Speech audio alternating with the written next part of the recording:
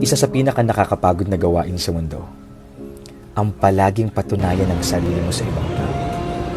Sometimes, we care too much about what other people will say towards us.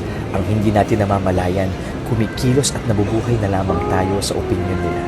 Nakabase ang saya sa sasabihin nila, nakabase ang sense of achievement sa paningin nila.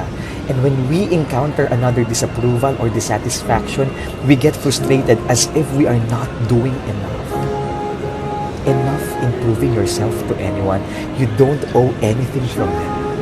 Starting today, decide to do what is right, do what you love without pleasing anyone but God. Dahil sa Kanya, walang frustration, may strength at motivation. Wala tayong magagawa. Ganyan talaga ang buhay.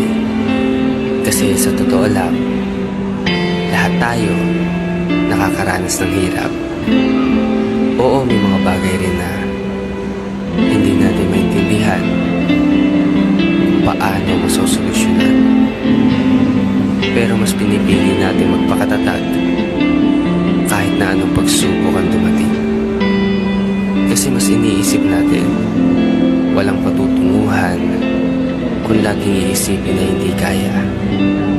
Mas nagpupursikit tayo sa mga pagkakataon na alam nating kayang lagpasan.